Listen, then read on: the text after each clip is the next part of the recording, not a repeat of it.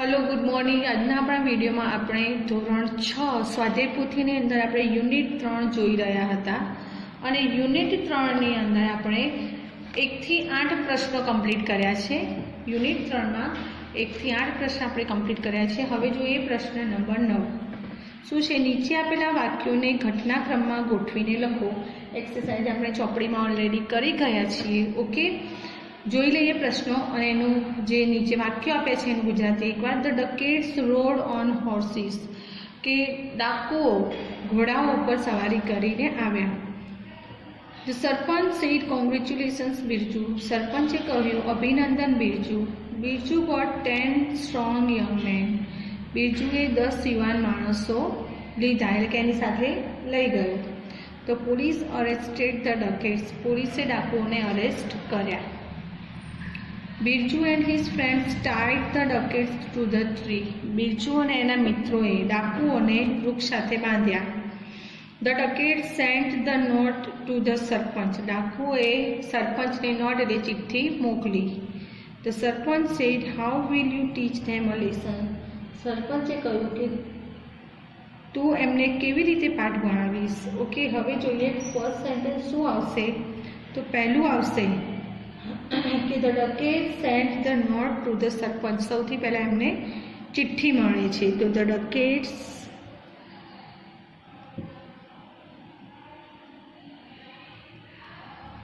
Saint the note to the sarpanch.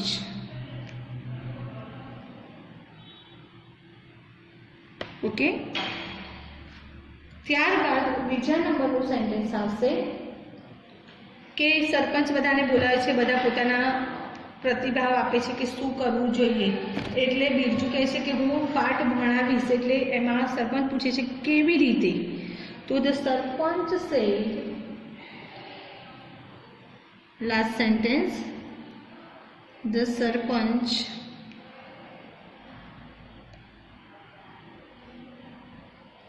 said how will you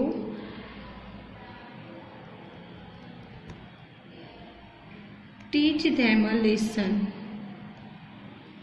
teach them a lesson, તું એમને કેવી રીતે પાઠ ભણાવીશ। ઓકે, એટલે બીજું કહે છે કે મને 10 યુવાન માણસો આપો। આપણે વાક્ય છે કે 10 યુવાન માણસો આપો તો મારી પાસે પ્લાન છે, એટલે એને 10 યુવાન માણસો આપે છે। તો Birju got 10 strong young man, Birju got 10 strong young man, strong young man 10 યુવાન માણસો મેળવે છે। ઓકે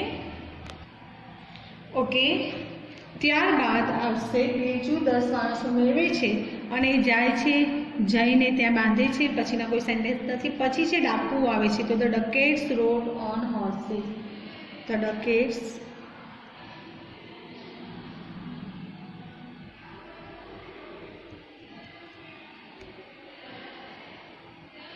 રોડ ઓન હોર્સીસ, એટલે કે ઘોડા પર સવારી કરીને આવે છે। ઘોડા ઉપર સવારી કરે છે, પછી આવે છે પાઠમાં શું આવે છે કે ડાકુઓ અંધારામાં અથડાય છે અને વૃક્ષ પેલા વાયરથી અથડાઈ અને પડી જાય છે। ત્યારબાદ Birju and his friends tied the dacoits to the tree, Birju અને એના મિત્રો એમને વૃક્ષો સાથે બાંધી દે છે। તો Birju and his friends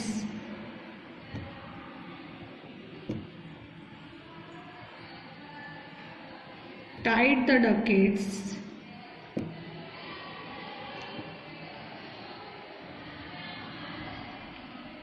to the trees, વૃક્ષ સાથે એમને બાંધી દે છે। ઓકે, ત્યારબાદ શું થાય છે, સવારે સરપંચ પોલીસને બોલાવે છે અને પોલીસ એમને અરેસ્ટ કરીને લઈ જાય છે। તો ધ પોલીસ અરેસ્ટેડ ધ ડકેટ્સ, તો પોલીસ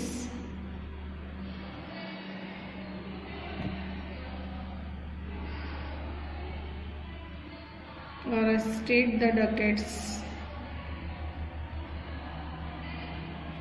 ઓકે, અને છેલ્લે સરપંચ એમને કોંગ્રેચ્યુલેશન્સ કહે છે. સરપંચ સેડ કોંગ્રેચ્યુલેશન્સ બિરજુ. સરપંચ સેડ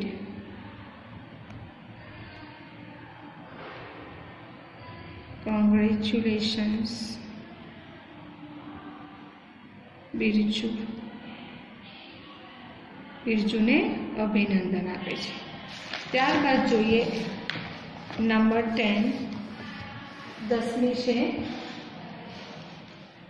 એક્સરસાઇઝ નંબર 10. અહીં ન્યૂઝપેપરના સમાચાર છાપેલા છે. આપણે જોયું હતું પાઠમાં પણ, એની એક્ટિવિટીમાં પણ, કે ગામમાં જે બનાવ બને છે તો બીજા દિવસે એના સમાચાર ન્યૂઝપેપરમાં આવે છે. એવી રીતે જે સુરજપુરમાં જે બનાવ બન્યો હતો કે ડાકુએ ચિઠ્ઠી મોકલી હતી સરપંચને મળી, ત્યારબાદ બિરજુ અને ફ્રેન્ડ્સે પ્લાન કરી અને આવી રીતે ડાકુને પકડ્યા, તો એ વિશેના ન્યૂઝ આમાં છપાયેલા છે. જેમાં કેટલાક શબ્દો આપેલા નથી. આપણે જોઈએ છીએ વચ્ચે વચ્ચે ખાલી જગ્યા દેખાય છે, તો એ શબ્દો નથી, તો એ કયા હશે એ ત્યાં લખવાના છે અને ખાલી જગ્યા પૂરવાની છે. તો આપણે જોઈએ સુરજપુર ફેબ્રુઆરી, બિરજુ, પછી છે blank the dacoit in Surajpur. બિરજુએ પકડ્યા, ડાકુઓને પકડ્યા એટલે આવશે કોટ, CAUGHT. બિરજુએ સુરજપુરમાં ડાકુઓને પકડ્યા. Some dacoits blank a note to the village sarpanch day before yesterday. એટલે ગઈકાલે પકડ્યા તેની આગળના દિવસે, ડે બિફોર યસ્ટરડે એટલે ગઈકાલની આગળનો દિવસ, તે દિવસે સમ ડકેટ્સ ચિઠ્ઠી મોકલી, બરાબર, એટલે મોકલવું એટલે સેન્ડ, ભૂતકાળ થશે sent. Sent a note to the village sarpanch, ગામના સરપંચને એક ચિઠ્ઠી મોકલે છે આગલા દિવસે. ઇટ વોઝ અબાઉટ રોબરી, શેને વિશે હોય છે? લૂંટ વિશેની. Sarpanch and villagers decided to fight with them. Sarpanch અને વિલેજર્સ એટલે ગામના લોકો એ ડાકુઓ સાથે લડવાનું નક્કી કરે છે. ધ યંગ બોય, પછી છે blank with 10 strong young men took the challenge. Young boy તો કોણ હતો? Young boy Birju. બિરજુ એ 10 યુવાન માણસો સાથે આ ચેલેન્જને એક્સેપ્ટ કરે છે. They blank wire to the trees across the road. Wire શું છે? ટુ ધ ટ્રી, એને બાંધે છે એટલે tied. They tied wire to the tree across the road. રોડની આરપાર, બે પાર વાયરને બાંધે છે. ધ ડકેટ્સ કેમ ઓન બ્લેન્ક, શેના ઉપર આવે છે? ઘોડા પર બેસીને એટલે horse back. Horse back. Dacoits came on horse back, ઘોડા પર બેસીને આવે છે.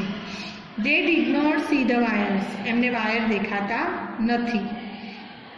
સો they fell on the ground, એટલે એવું ગ્રાઉન્ડ એટલે જમીન પર પડી જાય છે. Birju and young men caught them. Birju અને પેલા યુવાન માણસો એને પકડે છે.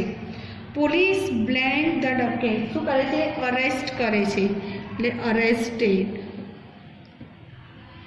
ધ ડકેટ્સ. પોલીસ છે એ ડકેટને, ડાકુઓને ગિરફ્તાર કરે છે. Birju blank the blank of the villagers. Birju hero બની જાય છે ગામનો એટલે became, BECAM, the hero of the village. Birju છે એ ગામનો હીરો બની જાય છે. જે પહેલાં બિરજુ ધ કાવડ નામે ઓળખાતો હતો એ હવે બિરજુ ધ બ્રેવ નામે ઓળખાવા લાગે છે. હવે છે એના પછી આપણને કેટલીક ખાલી જગ્યાઓ આપી છે. ઓકે, કૌંસમાં આપેલો યોગ્ય શબ્દ પસંદ કરી ખાલી જગ્યા પૂરો. આમાં કેટલીક ગ્રામરની રિલેટેડ છે અને આપણને પાઠના જે એક્ટિવિટી આપી છે એમાં ઉપરથી છે. તો જોઈએ, નારદ પાસ્ડ, પછી છે બ્લેન્ક ધ ફોરેસ્ટ. ફ્રોમ કે થ્રુ, તો પાસ્ડ થ્રુ. જંગલમાંથી પસાર થવું, થ્રુનો અર્થ થશે માંથી પસાર થવું. Valmiki wrote blank Ramayana. Article a આવશે કે ધ, તો આવશે આર્ટિકલ ધ. આર્ટિકલ ધ એ કોઈ વિશિષ્ટ વસ્તુઓ હોય એની આગળ લાગે છે, કોઈ ચોક્કસ કે એના જેવી બીજી કૃતિ ના હોય, બીજી વસ્તુ ના હોય.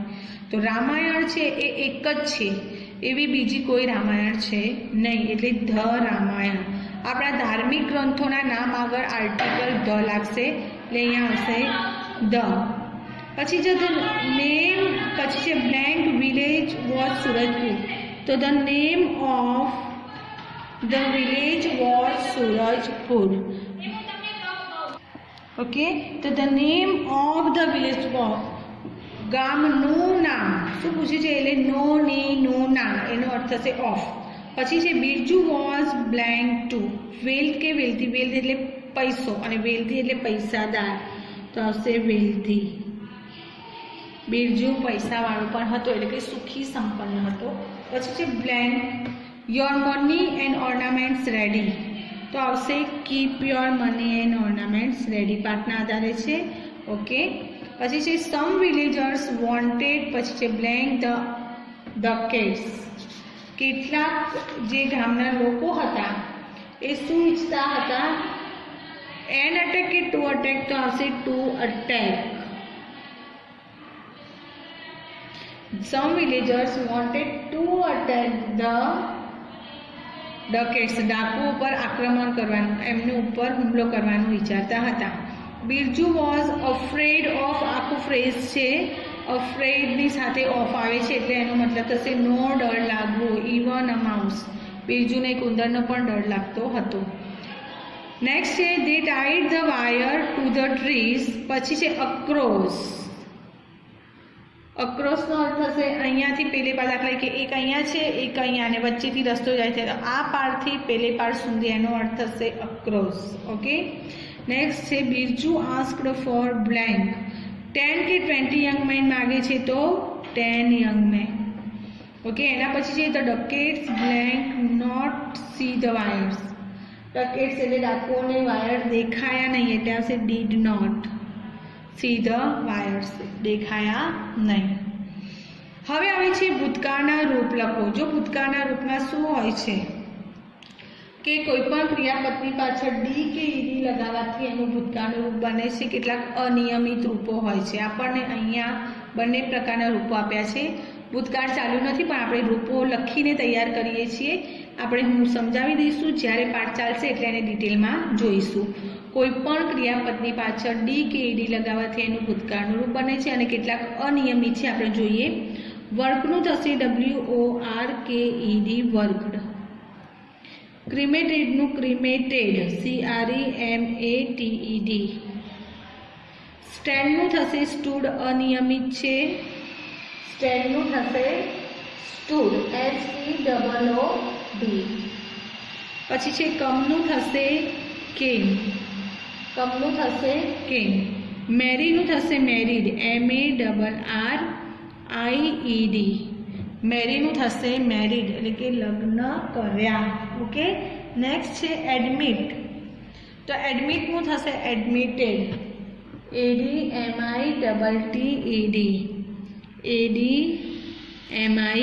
ADMITTED admitted. ડાઈનું થશે ડાઈડ DIE તેનું થશે ડાઈડ DIED. ઓકે. નેક્સ્ટ છે રાઇટ તો એનું થશે રોટ WROTE રોટ. રિપ્લાયનું થશે રિપ્લાઇડ REPLIED. જો અમે લખ્યા છે પણ આપણે ડિટેલમાં એને સાદો ભૂતકાળ ચલાવીશું. ઓકે. હાલ આપણે સાદો વર્તમાનકાળ ચાલે છે એના પછીનું ચેપ્ટર છે સાદો ભૂતકાળ એની અંદર આપણે જોઈશું. ઓકે. બહુવચનના રૂપ લખો. બહુવચન આપણે શીખી ગયા. આપણું લેસન નંબર 2 કે 3 હતું ધીઝ અને ધોઝ એની અંદર આપણે બહુવચનના નિયમો જોયા હતા. તે પ્રમાણે રોબર્ટનું થશે રોબર્સ ROPPERS. ઓકે. ડકેટનું ડકેટ્સ DACOITS. ટ્રીનું થશે ટ્રીઝ TREES. એના પછી છે ફેમિલી. જો છેલ્લે વાય છે તો આઈ કરી યસ લાગશે તો FAMILIES. ચાઇલ્ડનું અનિયમિત રૂપ છે એટલે ચિલ્ડ્રન CHILDREN ચિલ્ડ્રન. ત્યારબાદ MANનું બહુવચન થશે MEN મેન. ઓકે. ત્યારબાદ છે ટીમ તો ટીમનું બહુવચન થશે ટીમ્સ પાછળ S લાગશે તેનું બહુવચન થશે ટીમ્સ. ઓકે. એના પછીનો નેક્સ્ટ ક્વેશ્ચન આપણે જોઈએ. પ્રશ્ન નંબર 10 આપ્યો છે આપણને. શું છે એની અંદર કે પ્રશ્ન 14 કૌંસમાં આપેલા શબ્દોમાંથી યોગ્ય શબ્દ પસંદ કરી ખાલી જગ્યા પૂરો અને વાક્ય ફરીથી લખો. હવે આમાં આપણે શું કરવાનું છે જોઈ લઈએ.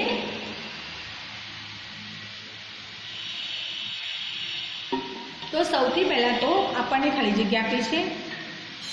ખાલી જગ્યામાં કયો જવાબ આવશે એ પહેલાં પૂરવાનો છે અને પછી આખું વાક્ય એમનું એમ નીચે લખવાનું છે. ઓકે, તો જોઈ લઈએ આપણે શું આવશે. શીલા વોઝ સ્ટેન્ડિંગ, પછી છે બ્લેન્ક ધ બસ સ્ટોપ, તો આવશે એટ. કોઈ સ્થળનો નિર્દેશ હશે એટલે આવશે એટ. હવે આ વાક્ય આપણે એમનું એમ નીચે લખીશું કે Sheela was standing at the bus stop. Sheela was standing at the bus stop. At the bus stop.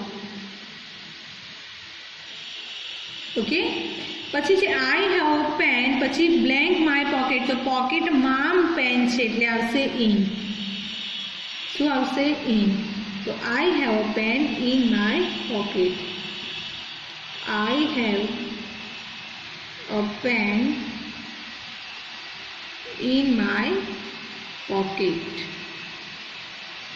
Okay, next છે બ્લેન્ક ફેલ ડાઉન, તો કોણ પડી ગયું એટલે હુ આવશે. હુ ફેલ ડાઉન, કોણ પડી ગયું તો હુ ફેલ ડાઉન. હુ ફેલ ડાઉન. ઓકે, નેક્સ્ટ છે બ્લેન્ક ઇઝ જલ્પા ડુઈંગ. નામ આપેલું છે એટલે હુ નહીં આવે એટલે બીજો શબ્દ છે વોટ, તો vote is Jalpa doing. Jalpa શું કરી રહી છે એ વાક્ય આપણે નીચે લખી દઈશું. What is Jalpa doing.